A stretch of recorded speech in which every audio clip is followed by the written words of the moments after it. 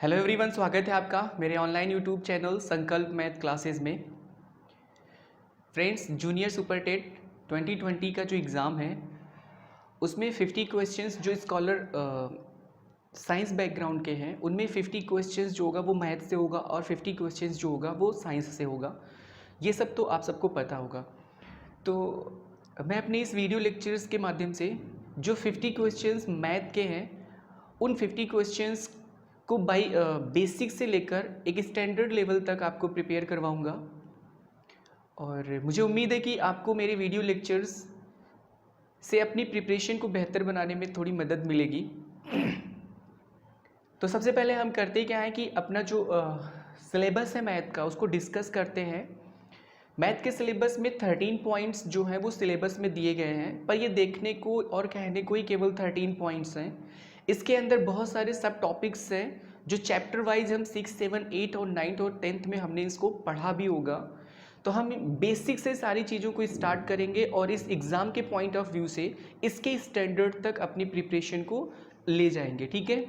और बहुत सारे एमसीक्यूज़ भी हम सॉल्व करेंगे, क्योंकि विदाउट एमसीक्यूज़ यानी कि जो नंबर ऑफ़ क्वेश्चंस को सॉल्व किए हुए, मैक्सिमम नंबर ऑफ़ क्वेश्चंस को सॉल्व किए हुए हम इजली बहुत सारे क्वेश्चंस को आसानी से टैकल नहीं कर पाएंगे, ठीक है। तो सब हम क्या करेंगे, पहले कॉन्सेप्ट सीखेंगे, बेसिक से लेकर एक एडवांस लेवल तक कॉन्सेप्ट हम सीखेंगे और हर कॉन्सेप्ट के बाद उससे रिलेटेड क्वेश्चंस को सॉल्व करेंगे और बीच बीच में एमसीक्यूज़ के थ्रू ढेर सारे क्वेश्चंस की प्रैक्टिस भी करते हुए चलेंगे, ताकि एग्ज़ाम सेंटर में हम एक तरीके से क्वेश्चंस को सॉल्व करने के लिए फैमिलियर रहें, ठीक है।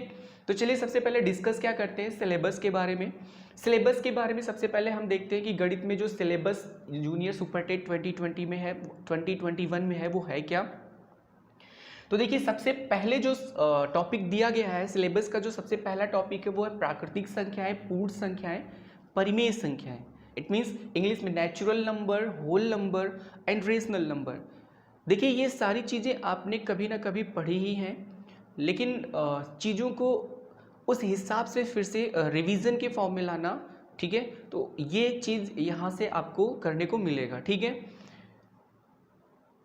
बहुत सारे स्टूडेंट्स ऐसे होते हैं, शुरुआत में तो सबका मैथ होता है, क्लास 10th तक तो हर किसी ने मैथ पढ़ा होगा, पर कुछ स्टूडेंट्स ऐसे ज़रूर होते हैं जो मतलब बाद में मैथ से थोड़ा सा उनकी दूरी बन जाती है, तो उनके लिए चीज़ों को समझना थोड़ा डिफ़िकल्ट हो जाता है, कठिन हो जाता है। तो इसीलिए हम यहाँ पर बेसिक से चीज़ों को स्टार्ट करेंगे और एक एडवांस लेवल तक जाएंगे, जो इस परीक्षा के दृष्टिकोण से काफ़ी अहम होगा, ठीक है। तो चलिए स्टार्ट करते हैं।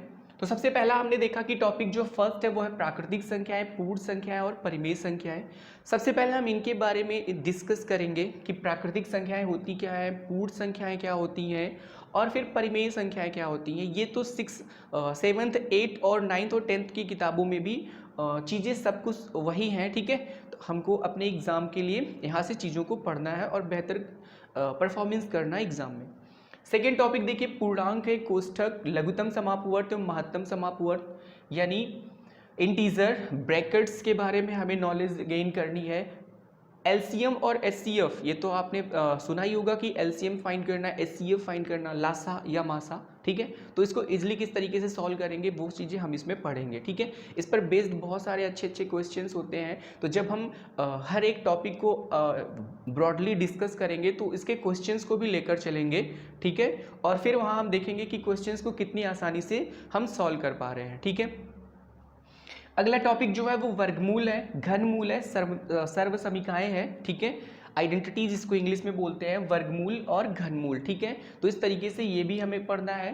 अगला टॉपिक जो है वो बीजगणित, अवधारणा, चर संख्याएं, अचर संख्याएं। आप सबको पता है कि चर ऐसी संख्याएं होती हैं जिनका मान जो है वो निश्चित ना हो, और अचर का मतलब होता है कि एक ऐसी संख्या जिसका मान निश्चित हो। जैसे गिनती वाली संख्याओं को ही ले लीजिए, तो गिनती वाली संख्याएं क्या है, जैसे 1, 2, 3, 4, 5, ये सारी संख्याएं क्या है, अचर। अचर का मतलब जो चलायमान ना हो, जो निश्चित हो, ठीक है, जिसकी वैल्यू जो है वो निश्चित हो। यानी अगर यहाँ 1 लिख दिया गया है, जैसे 13 है, तो 13 हर एक स्टूडेंट्स जब भी इसे देखेगा तो उसे 13 ही बोलेगा। तो 13 की वैल्यू जो है वो फिक्स है। तो इस तरीके से फिक्स जो नंबर्स होते हैं जिनकी वैल्यू निश्चित होती है उसे हम बोलते हैं अचर संख्याएं, और जिनकी वैल्यू जो होती है वो वैरी करती है, बदलती रहती है, उसे हम बोलते हैं चर संख्याएं, ठीक है। इसके बारे में हम इसमें पढ़ेंगे। चर संख्याओं की घात क्या होती है, यानी जो चर संख्याएं होती हैं, आप सबको पता है कि मैक्सिमम एक्स वाई जेड यहाँ से जो नंबर्स रिप्रेजेंट किए जाते हैं, एक्स वाई जेड से जो पद प्रदर्शित किए जाते हैं उन्हीं को हम क्या बोलते हैं, चर। चर को उसी से रिप्रेजेंट करते हैं। तो चर की घात के बारे में भी हम यहाँ से पढ़ेंगे, ठीक है। बहुत सारे क्वेश्चंस यहाँ पर भी बनेंगे। जब हम टॉपिक को एक एक करके डिस्कस करेंगे तो सारे क्वेश्चंस को जिस जिस तरीके से क्वेश्चंस एग्जाम में आए हुए हैं और कैसे कैसे क्वेश्चंस एग्जाम में फॉर्म हो सकते हैं, बन सकते हैं, उन सब के बारे में हम यहाँ डिस्कस करेंगे, ठीक है। पांचवा देखिए, बीजीय व्यंजकों का जोड़, घटाना, गुणा एवं भाग। बीजीय व्यंजक, व्यंजक क्या होता है, व्यंजक जैसे चर और अचर को अगर हम गणितीय संक्रियाओं के साथ सम्मिलित कर दें, जैसे हमारे पास एक अचर पद 4 है और दूसरा चर पद यक्स है, और फिर इसमें एक अचर पद 5 हमने जोड़ दिया, तो 4x + 5 इस तरीके से जो चीज़ बनता है इसी को हम क्या बोलते हैं, व्यंजक बोलते हैं, ठीक है, बीजीय व्यंजक बोलते हैं।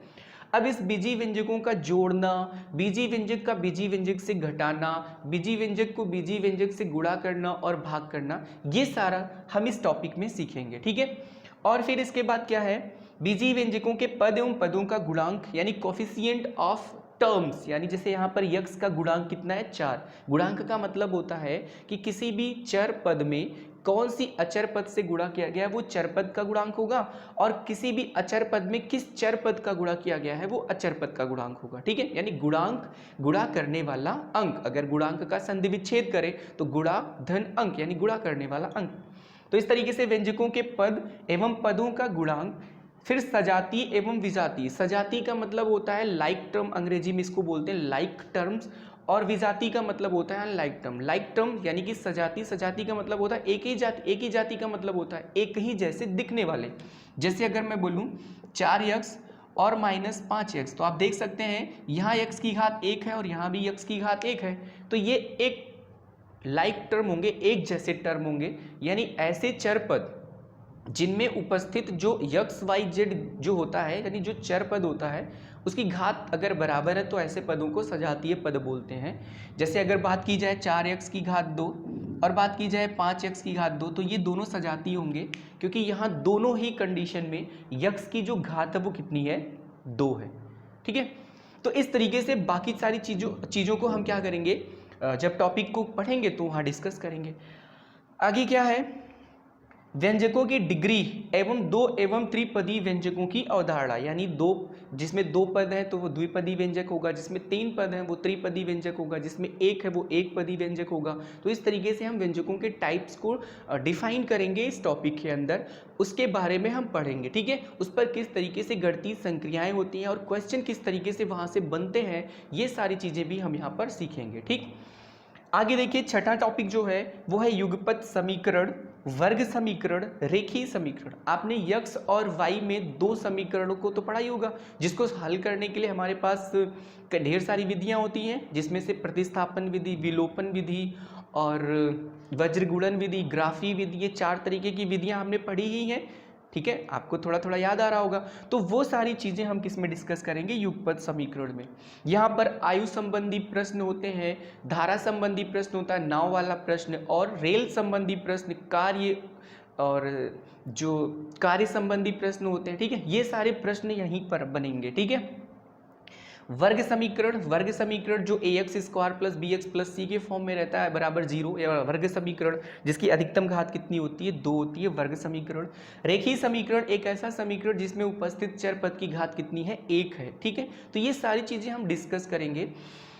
बहुत सारे क्वेश्चंस को सॉल्व करने के लिए ये सारी चीज़ें बेसिक तरीके से इस्तेमाल की जाती हैं, ठीक है तो एक टॉपिक, लेकिन और भी टॉपिक्स में, इन सभी टॉपिक्स में कहीं ना कहीं आपको चीज़ों को हल करने के लिए इन सारे टॉपिक्स में से हर एक टॉपिक को यूज करना पड़ता है, ठीक है। समीकरण बनाना, समीकरण को हल करना, वो यही हम सीखेंगे, ठीक है। और समीकरण बनाना, समीकरण हल करना वो तो बहुत जगह होगा, आपने मेंसुरेशन पढ़ा होगा, क्षेत्रमिति, वहाँ पर भी आपने जब लंबाई और चौड़ाई के बीच में कोई रिलेशन बनाई होगी तो उस रिलेशन को हल करने के लिए आपने इन्हीं समीकरणों को हल करने के मेथड्स को यूज किया होगा, चाहे वो विलोपन हो, चाहे वो प्रतिस्थापन हो, ठीक है। Very good. अभी चलिए आगे देखते हैं, जो 7th टॉपिक है हमारा वो है समांतर रेखाएं। चतुर्भुज की रचनाएं त्रिभुज, यानी रेखा गणित से रिलेटेड चीजें यहाँ पर हमको पढ़नी है, जिसमें हमें पढ़ना क्या है, समांतर रेखाएं, चतुर्भुज की रचनाएं और त्रिभुज। समांतर रेखाएं क्या होती हैं? समांतर रेखाएं ऐसी रेखाएं जो एक दूसरे को आगे या पीछे बढ़ाने पर कहीं भी कट नहीं करती, प्रतिच्छेद नहीं करती, तो ऐसी रेखाओं को क्या बोलते हैं? समांतर रेखाएं बोलते हैं। ठीक है, आगे क्या पढ़ना है? चतुर्भुज की रचनाएं। चतुर्भुज आप सबको पता होगा, एक ऐसी संरचना होती है, एक ऐसा बंद पॉलिनोमियल होता है, एक ऐसी बंद संरचना होती है जिसमें जो भुजाओं की संख्या होती है वो कितनी होती है? 4 होती है, उसको हम बोलते हैं चतुर्भुज। अब चतुर्भुज की रचनाओं में हमें बहुत सारी चीज़ें पढ़नी है। इसमें जब भी चारों भुजाएं हमें पता हो तो किस तरीके से रचना की जाती है, दो भुजाएं, दो कोण, इस तरीके से बहुत सारी चीज़ें इसमें बनती हैं। ठीक है, और चतुर्भुज के चारों अंतः कोणों का योगफल 360 होता है। यहाँ से भी क्वेश्चंस बहुत बनते हैं। आपको अनुपात दे देगा, बोलेगा कि किसी चतुर्भुज के चारों अंतः कोणों का अनुपात जो है वो 3:4:5:6 है। अब आपसे पूछेगा कि बताइए कि चारों अंतः कोणों की माप क्या होगी, तो आप क्या करेंगे?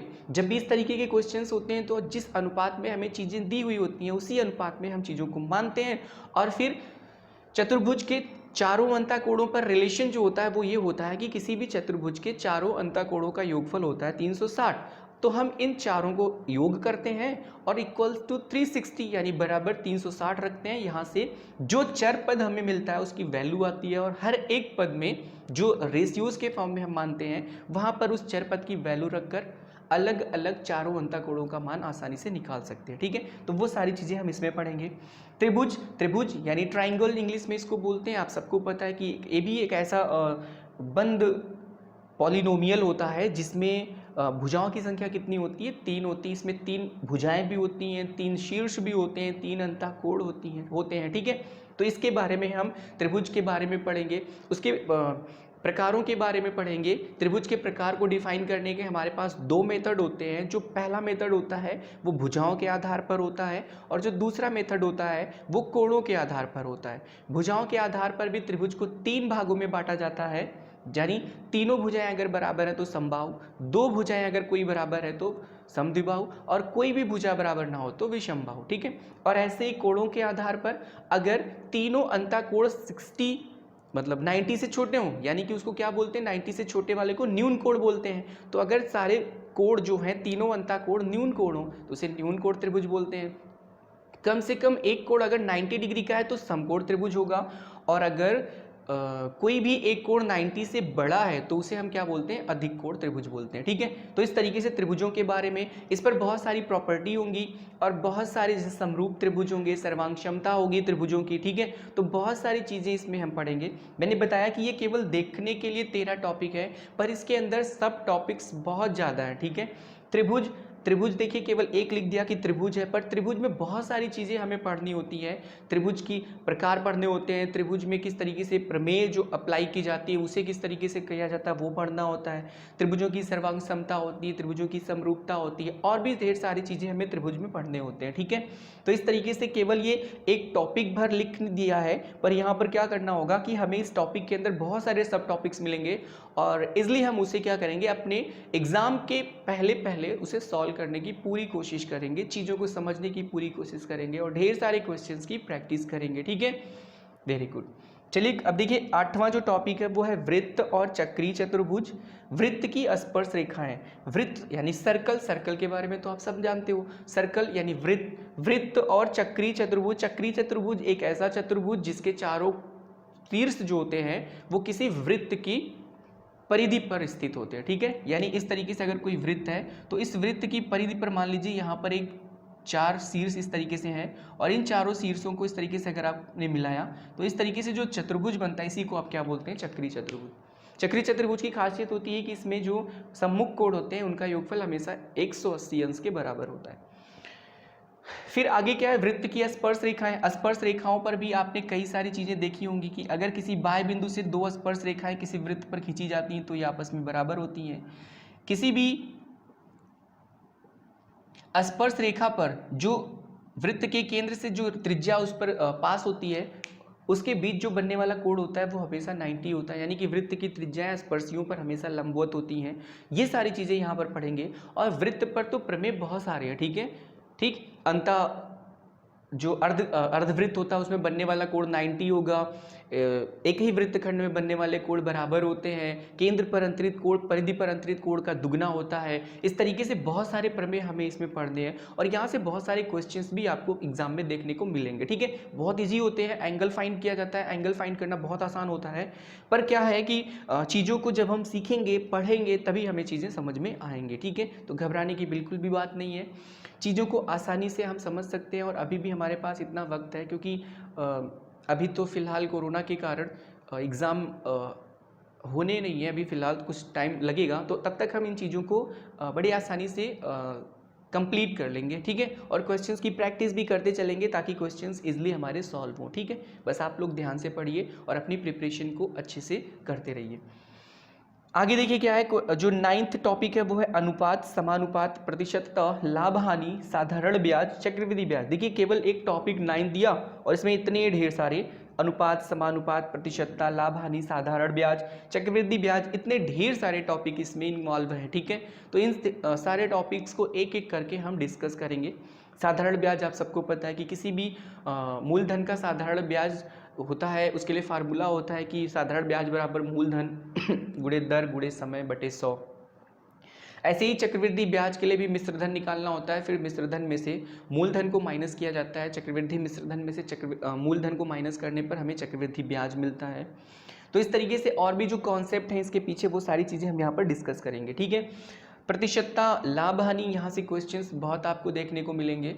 ये बहुत ही अच्छा टॉपिक होता है। ठीक है, यहाँ से क्वेश्चंस बहुत ढेर सारे बनते हैं। ठीक है, और इजली अगर हम 1-2 बार प्रैक्टिस करें तो काफ़ी आसानी से हम इन्हें सॉल्व भी कर सकते हैं। ठीक है, तो हम इसे टॉपिक जब पढ़ेंगे उस समय हम इसमें नंबर ऑफ क्वेश्चंस ढेर सारे सॉल्व करेंगे और सारे कॉन्सेप्ट को सीखते हुए चलेंगे। आगे देखिए क्वेश्चन, जो 10th टॉपिक है वो है सांख्यिकी, जिसमें हमें आंकड़ों का वर्गीकरण, पिक्टोग्राफ, माध्य, माध्यिका एवं बहुलक, ये सारी चीज़ें पढ़नी होंगी। तो माध्य, माध्यिका, ये सारी चीज़ तो हम पहले से भी जानते हैं।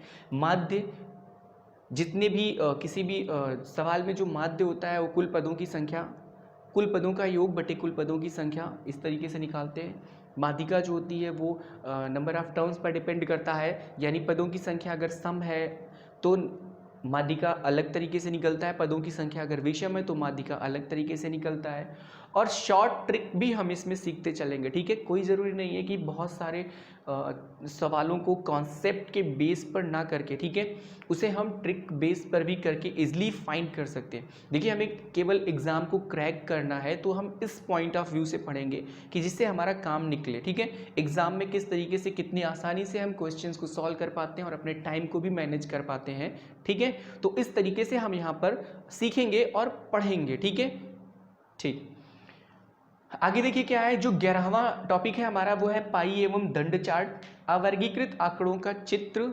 इसमें पाई एवं दंड चार्ट, जो बार ग्राफ और जो पाई ग्राफ, जो से सर्कल में बनता है, इस तरीके से सर्कल में बनता है। और फिर यहाँ पर कुछ एंगल्स दिए रहते हैं, परसेंटेज में कई बार दिए रहते हैं कि 10%, 30%, इस तरीके से। और यहाँ पर कुछ सेक्टर्स दिए रहते हैं, उन सेक्टर्स, और फिर बोलता है कि इसे अच्छे से रीड करो और रीड करने के बाद जो नीचे क्वेश्चंस लिखे गए हैं उन क्वेश्चंस को सॉल्व करके दिखाओ। ठीक है, यदि उस क्वेश्चन को सॉल्व करो तो ऐसे बहुत सारे क्वेश्चंस आपको यहाँ पर सॉल्व करवाए जाएंगे। पाई एवं दंड चार्ट, अवर्गीकृत आंकड़ों का चित्र, इन सब टॉपिक में। ठीक है, तो इस तरीके से 11th टॉपिक हमारा यही है। फिर 12th जो है संभावना, जिसको प्रायिकता बोलते हैं, प्रोबेबिलिटी, आप सब जानते होंगे इसके बारे में। ग्राफ, दंड आरेख, बार ग्राफ, मिश्रित दंड आरेख, जो मिक्स्ड बार ग्राफ होता है, उसके बारे में भी हम यहाँ पर सीखेंगे। ठीक है, बार ग्राफ के क्वेश्चंस को बस इस टाइप के क्वेश्चंस इसमें बनते हैं कि आपको बार ग्राफ देगा या कोई भी पिक्टोग्राफ हो गया या पाई ग्राफ हो गया, इस तरीके से कोई भी ग्राफ आपको देगा, आपसे बोलेगा कि इस ग्राफ को अच्छे से पढ़िए, समझिए और नीचे जो क्वेश्चंस लिखे गए हैं उन्हें सॉल्व करिए। ऐसे ही क्वेश्चंस इसमें बनते हैं। ठीक है, तो इसलिए वो आप सॉल्व कर पाएंगे जब हम यहाँ पर इस टॉपिक को डिस्कस करेंगे। नेक्स्ट जो 13 है वो हमारा कार्तीय तल है, क्षेत्रमिति, मेंसुरेशन, जिसको इंग्लिश में बोलते हैं घातांक, और फिर त्रिकोणमिति। ठीक है, कार्तीय तल जिसमें एक्स वाई प्लेन के बारे में हम पढ़ेंगे, दो बिंदुओं के बीच की दूरी। ठीक है, किसी भी रेखा को एक बिंदु अगर यम अनुपाती n में विभाजित करता है तो उस बिंदु के निर्देशांक क्या होंगे। ठीक है, तो ये सारी चीज़ें इसमें डिस्कस करेंगे। क्षेत्रमिति जिसमें क्षेत्रफल, बहुत सारे इसमें दो तरीके के हमें चीज़ें पढ़नी होंगी। एक तो सॉलिड जो शेप होता है जिसमें घन, घनाभ, सॉलिड शेप, ठोस, ठोस पृष्ठीय जो होते हैं, ठोस पृष्ठ जिसके होते हैं, जिसमें घन आता है, घनाभ आता है, बेलन, और जो कोन है, कोन यानी कि शंकु, तो इस तरीके की चीज़ें, और गोला, इस तरीके की चीज़ें जो ठोस हैं, उनके आयतन, उनके क्षेत्रफल, उनका संपूर्ण पृष्ठ, उनका वक्र पृष्ठ, इन सब चीज़ों पर बेस्ड क्वेश्चंस को हम यहाँ सॉल्व करेंगे, ठीक है। और दूसरी चीज़ जो है इसी में जो 2 डायमेंशनल ज्योमेट्री, जिसमें आयत, वर्ग, समांतर चतुर्भुज, समचतुर्भुज, त्रिभुज, इन सब के क्षेत्रफल वगैरह आते हैं, वो सारी चीज़ें भी हमें इसमें डिस्कस करने को मिलेंगे, ठीक है। फिर घातांक के बारे में हमें पढ़ना है। घातांक यानी कि हम जानते हैं कि जब भी आधार बराबर होता है तो घातें क्या होती हैं, जुड़ जाती हैं। आधार बराबर होता है तो पदों को जब भाग किए जाते हैं तो घातें घट जाती हैं। तो इस तरीके से और भी ढेर सारे यहाँ पर घातांक के नियम होंगे। उन घातांक के नियम पर बेस्ड क्वेश्चंस भी होते हैं। आसान क्वेश्चन होते हैं लेकिन यहाँ ट्रिकी क्वेश्चंस बनते हैं, ठीक है। ट्रिकी क्वेश्चंस का मतलब है कि कई बार घातांक के सवालों में इस तरीके से क्वेश्चंस आपको पूछेगा कि एक नंबर दे देगा, फिर आपसे पूछेगा कि बताइए इस और उस नंबर के ऊपर बहुत बड़ी घात दे देगा, ठीक है। घात जो होगा जैसे 1000, 2000, इस तरीके की घात देगा, और फिर आपसे पूछेगा कि बताइए कि जो इसका यूनिट है, यूनिट बोले तो जो इकाई अंक है वो क्या होगा, ठीक है। तो इस तरीके के क्वेश्चंस भी हमें यहाँ सॉल्व करने को मिलेंगे। फिर अगला है त्रिकोणमिति। त्रिकोणमिति, ट्रिग्नोमेट्री, आप सब अच्छे से परिचित होंगे इस टॉपिक से, जिसमें sine theta, cos theta, tan theta, cot theta, इस तरीके के कोणों पर त्रिकोणमिति फलनों का अध्ययन करना होता है यहाँ पर। इसमें भी बहुत सारी आइडेंटिटीज होती हैं, जैसे sine square theta plus cos square theta is equals to 1 होता है। ये सारी चीज़ें आप जानते हैं। Sine square theta plus cos square theta is equals to 1। ऐसे ही tan square theta minus cot square theta is equals, tan square theta minus, sorry यहाँ टैन नहीं बल्कि सेक, यानी sec square theta minus tan square theta is equals to 1, and cosec square theta minus cot square theta is equals to 1। इस तरीके से बहुत सारे identity यानी सर्व समीकरणों के बारे में हमें यहाँ पढ़ने को मिलेगा। तो इस तरीके से 13 टॉपिक आपने देखा, किस तरीके से टॉपिक केवल यहाँ पर 13 है, पर इसके अंदर बहुत सारे सब चैप्टर्स भी मौजूद हैं, ठीक है। उन सारे चैप्टर्स को एक एक करके हम डिस्कस करेंगे और बाकायदा चीज़ों को पढ़ते हुए, समझते हुए, क्वेश्चंस किस तरीके से पूछे जाएंगे, इन सब चीज़ों के बारे में डिस्कस करते हुए एक ब्रॉड, अपने माइंड को एक ब्रॉड कॉन्सेप्चुअल तरीके से चीज़ों को पढ़ेंगे और क्वेश्चंस को किस तरीके से टैकल करना है, इजली कितने आसानी से हम इसे सॉल्व कर सकते हैं, ठीक है। उन सब चीज़ों के बारे में पढ़ेंगे और पूरी कोशिश करेंगे कि एग्ज़ाम के पहले पहले ये सारे टॉपिक्स हम कंप्लीट कर पाएँ और चीज़ों को आसानी से सीखते हुए अपने एग्ज़ाम में अच्छा मार्क्स गेन कर पाए, ठीक है। तो आई थिंक आपको ये सिलेबस जो है जूनियर सुपर टेट 20 का जो गणित का सिलेबस है वो अच्छे से आपको समझ में आया होगा। अब हम एक एक करके क्या करेंगे, टॉपिक वाइज एक एक करके जितने भी यहाँ पर टॉपिक हमने अभी डिस्कस किए हुए हैं, इन टॉपिक्स के अंदर जितने भी सब टॉपिक्स हैं और उन सब टॉपिक्स पर कैसे कैसे क्वेश्चंस फॉर्म होते हैं एग्जाम में, वो सारी चीज़ें हम क्या करेंगे, डिस्कस करते हुए चलेंगे डे बाय डे, ठीक है। तो आई थिंक आपको ये सारी चीज़ें सिलेबस जो है वो अच्छे से समझ में आ गया होगा। अब हम क्या करेंगे, अपनी नेक्स्ट वीडियो में एक एक टॉपिक करके प्राकृतिक संख्याएं, पूर्ण संख्याएं, परिमेय संख्याएं और इन पर किस तरीके की संक्रियाएं चलती हैं, यहाँ से क्वेश्चन किस तरीके से बनाए जाते हैं, ये सारी चीज़ें हम डिस्कस करेंगे, ठीक है। तो ठीक है, फिर आज के लिए आपको इस सिलेबस को समझिए, इस सिलेबस को देखिए, पढ़िए और समझिए। इस सिलेबस को याद करने की कोशिश करिए कि क्या क्या चीज़ें आपको सिलेबस में पढ़ना है, ठीक है। फिर हम धीरे धीरे करके टॉपिक वाइज सारी चीज़ों को पढ़ते हुए चलेंगे, ठीक है। और मुझे पूरी उम्मीद है कि आपको मेरे जो ये वीडियो लेक्चर्स हैं, इन वीडियो लेक्चर्स से आपकी प्रिपरेशन में काफ़ी हेल्प होगा, ठीक है। तो ठीक है, फिर आज के लिए इतना ही। फिर मिलते हैं अपने नेक्स्ट वीडियो में अपने फर्स्ट टॉपिक प्राकृतिक संख्याएं, पूर्ण संख्याएं और परिमेय संख्याओं के साथ। तब तक के लिए धन्यवाद।